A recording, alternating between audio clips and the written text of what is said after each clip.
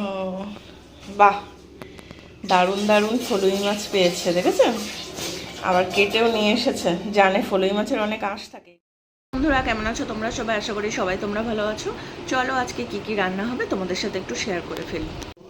কি মাছ নিয়ে এসেছে চলুন দেখি। তাহলে মাছটা বার করি। ডবল প্যাকেট দেয়া এটা।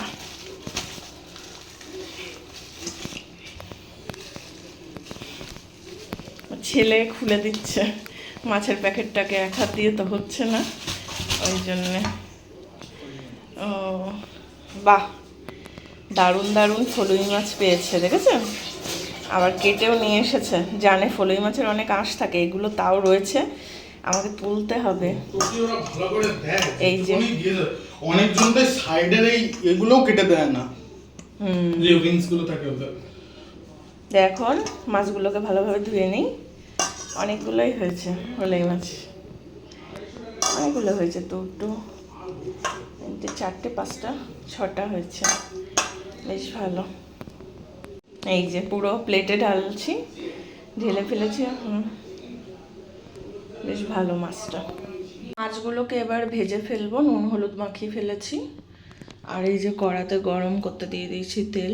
এই মাছ কিন্তু খুব ফোটে, আর ফলুই মাছ একটু কড়া করে ভাজতে হয়, না হলে কিন্তু ফলুই মাছে অত্যাধিক কাঁটা, তো ওই জন্য ওই কাঁটাগুলো মুখে বাঁধে খাওয়ার সময়।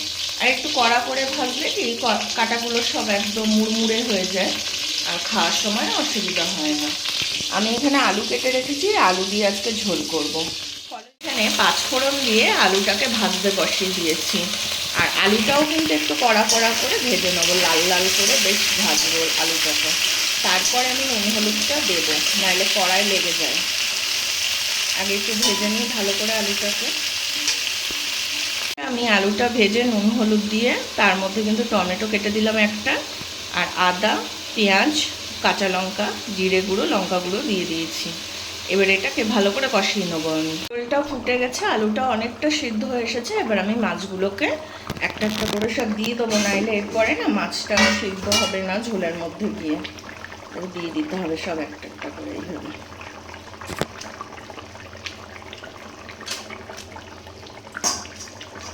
কড়াতে আর জায়গা হচ্ছে না।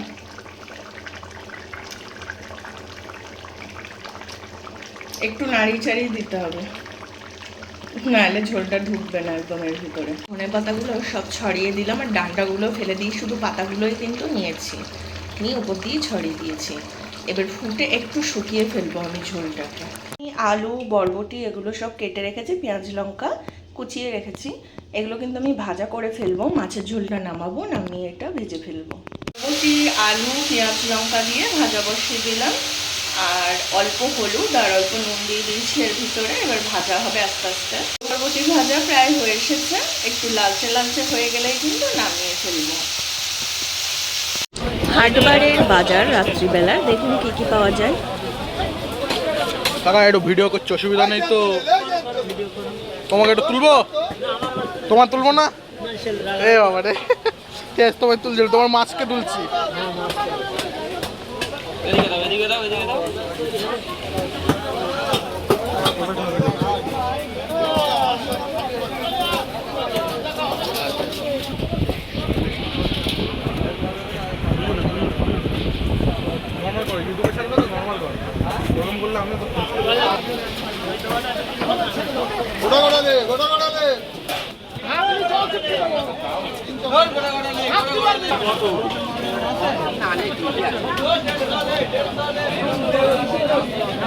খুব অল্প টাকার মধ্যে কিন্তু এখানে মাছ পাওয়া যায় রাত্রিবেলা।